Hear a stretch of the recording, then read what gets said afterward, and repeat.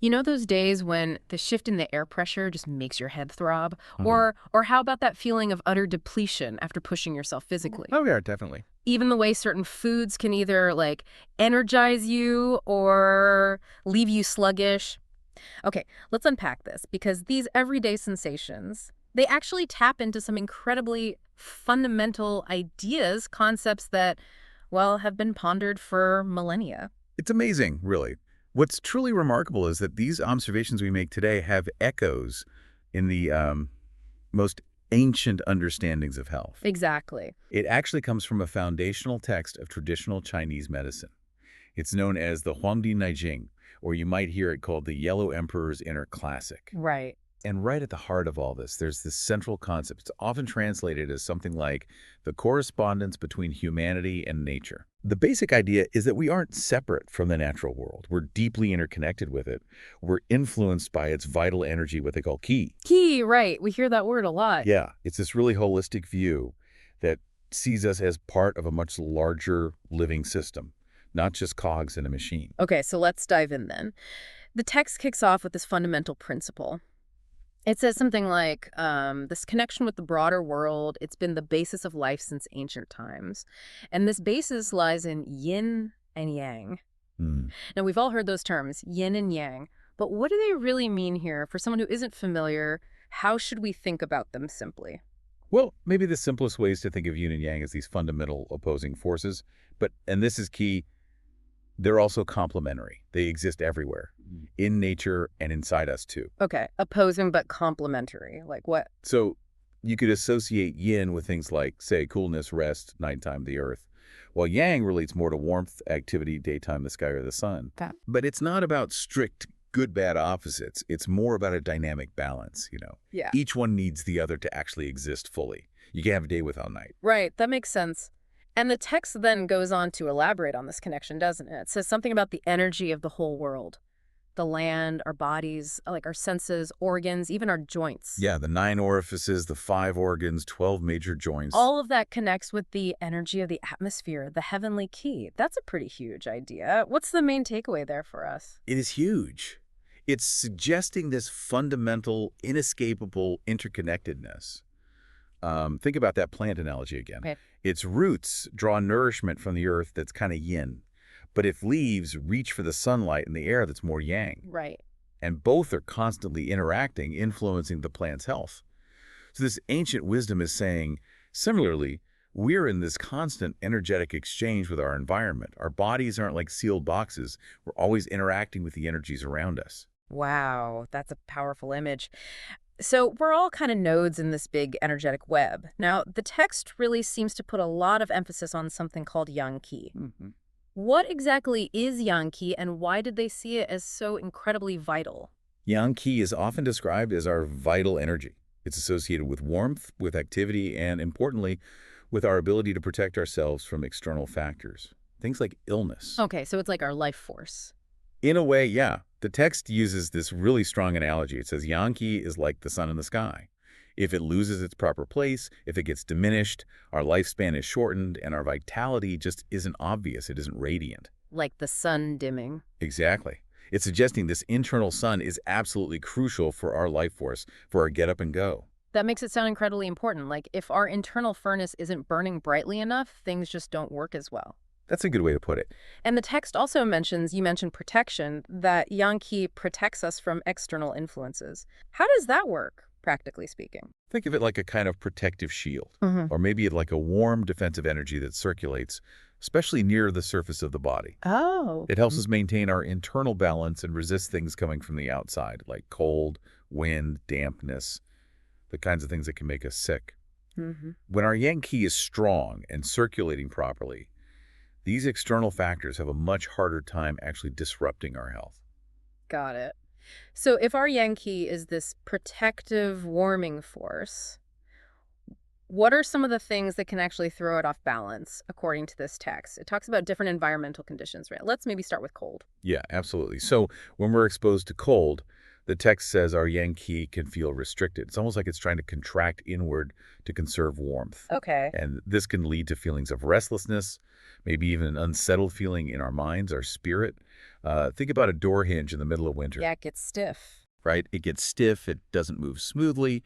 That's kind of like what prolonged or intense cold can do to our energy flow. Mm-hmm. So, while we might just think, oh, I'm cold, grab a jumper, this ancient view suggests it can actually impact our vitality more deeply. It might even help explain why some people feel kind of chronically tired in colder weather, even if they're dressed warmly. That makes perfect sense. You do feel sort of sluggish and maybe even a bit jangly on edge when you're really properly chilled. Okay, so what about the opposite? Heat. Well, the text describes heat as causing our energy to become almost excessive and move outward, sometimes chaotically. Outward. How so? This can show up as things like excessive sweating, feeling irritable or agitated, Yeah. and maybe even a tendency to talk more even when you're trying to be still. Yeah. It's like the body is desperately trying to vent that excess heat. Right, like overheating. Exactly. And Yeah. it also notes that the sweating itself, while maybe uncomfortable, can actually be a release, a way of dispersing that excess. It's like our body's thermostat is just going haywire. Okay, so cold makes things contract and maybe get stuck. Heat makes them expand and maybe get a bit wild. What about dampness? I know for me, I always feel so heavy and just blur when it's really humid. The text really captures that feeling, doesn't it? Hmm. It describes dampness as something that can, well, weigh us down. Mm. It mentions making the head feel heavy, almost like it's wrapped in something. Yes, that's exactly it. And if that dampness combines with heat, think of a sticky, humid summer day. It can also affect our muscles and tendons. It might lead to stiffness in some areas, or maybe weakness and laxity in others. Picture clothes feeling heavy and just clinging to you in humid weather. Ah, yeah. It's a similar feeling internally, energetically. Yeah. Dampness makes us feel sluggish, heavy, less mobile. That heavy kind of waterlogged feeling is just the worst. Okay, and the last environmental factor they really focus on is wind. How does wind fit in? So the text says that wind, especially strong or persistent wind, can cause issues like swelling. And if it goes on for too long, it can actually deplete our yang qi. Deplete it, like use it up. Yeah, almost like it scatters it. Yeah. You might relate this to that feeling of just being generally unwell or run down after you've been exposed to really strong winds for a while. It's almost like the wind has blown away some of that protective energy, leaving you feeling a bit vulnerable. Okay, so it really sounds like our external environment has this incredibly direct and, well, powerful effect on our internal energy, our yang qi. Definitely. But it can't just be about what's happening outside, surely. Our own actions, how we live our lives, that must play a pretty big role too. Oh, absolutely. The text is very clear on that. This ancient wisdom highlights several ways our own lifestyle choices can impact our yang qi. One really key factor is overexertion. Like working too hard. Exactly. Excessive physical work or even mental strain, the text suggests it can kind of push our yang qi outward too forcefully, almost overextend it. And eventually that leads to a depletion of our vital essence, our deeper reserves. Mm. It's a bit like constantly overdrawing your energy bank account.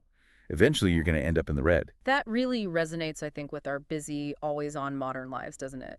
Burnout culture. It really does. It's an ancient warning about a very modern problem. What about our emotions? You mentioned the spirit being unsettled by cold. The text specifically calls out anger, too. Yes, it does. It says that intense anger can cause our qi to, well, surge upwards excessively in the body. Surge upwards. Yeah. And potentially, in extreme cases, it could even lead to things like fainting or sudden collapse. You might recognize that feeling of becoming flushed or the sensation of blood rushing to your head when you get really, really angry. Oh, yeah. Definitely felt that before. Well, that's kind of a physical manifestation of this upward surge of energy that the text is describing. It disrupts the normal flow. Wow. Okay, anger management is key management. Now, diet is also mentioned. It says something about rich foods, gaoliang, causing problems. That sounds pretty straightforward, even from a modern perspective. It is, actually. While the specific foods mentioned might be different from our modern high-fat, high-sugar diets, the underlying principle is very much the same. A diet that is consistently unbalanced, too rich, or too heavy, can create internal imbalances. The text specifically mentions things like boils or carbuncles, but we can connect that to modern understandings of how diet impacts inflammation and skin health. Right. And it also touches on the idea, which is a bigger topic in TCM, that our bodies need a good balance of different flavors. Sour, salty, sweet, bitter, spicy. Overconsuming any one of these day after day can negatively impact different organ systems over time. It's all about moderation and balance. So finding that middle ground again, even with our food, Yeah. makes sense. And what about sweating? We talked about it with heat, but the text brings it up again in the context of lifestyle. Yeah, it points out this kind of delicate balance with sweating. So while sweating is a natural and necessary way for our bodies to cool down and release things, Like that excess heat. exactly, Hmm. but it also leaves us temporarily more vulnerable. The text notes that if we sweat a lot and then we get exposed to wind or dampness, maybe you work out hard and then sit in a drafty room. Oh, yeah, bad idea. Right. It says this can easily lead to illness. It's like when our pores are open after sweating, these external factors, the wind, the damp, can more easily get in and disrupt our internal harmony, mess with that yang kai we were talking about.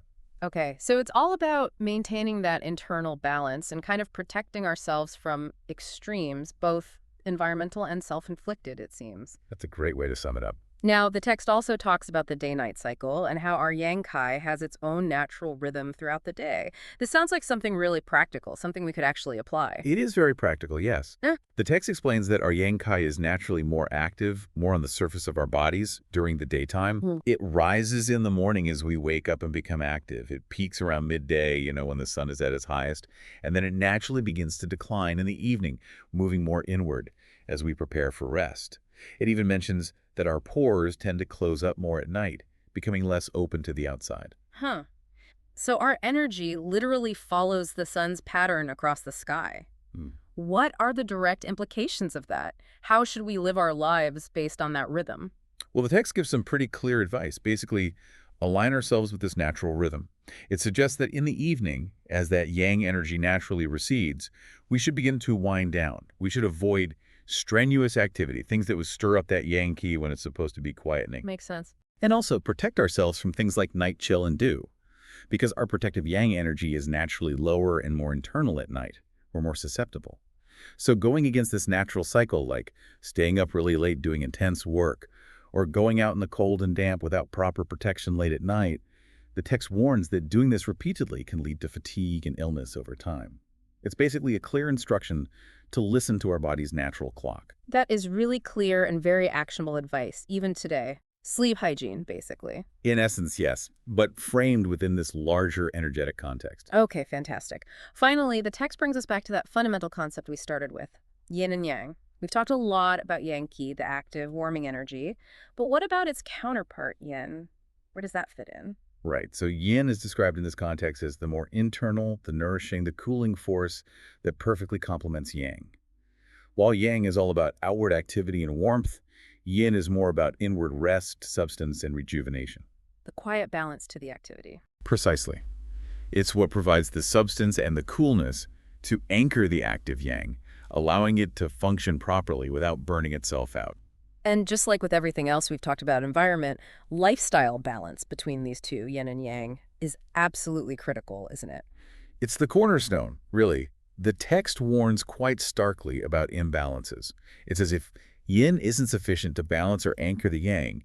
It can lead to symptoms like a rapid pulse, agitation, maybe even feelings of mania. Mm. The energy is just running wild. Wow. Conversely, if yang isn't strong enough to warm and activate the yin, it can lead to disharmony within the internal organs, a feeling of stagnation, or things being blocked up, like the 9 orifices not being clear. So too much or too little of either throws the whole system out of whack. Exactly. These are pretty strong warnings about the very real consequences of letting that fundamental balance between these core energies get disrupted. So what's the ideal state then? What should we be aiming for, according to this ancient wisdom? The text summarizes it just beautifully, I think. It says, when yin is balanced, peaceful, and yang is secure, protected, the spirit is healthy and well-ordered. Yin balanced, yang secure, spirit healthy. That's the ultimate goal, a state of internal harmony where these vital energies, yin and yang, are working together smoothly, effectively.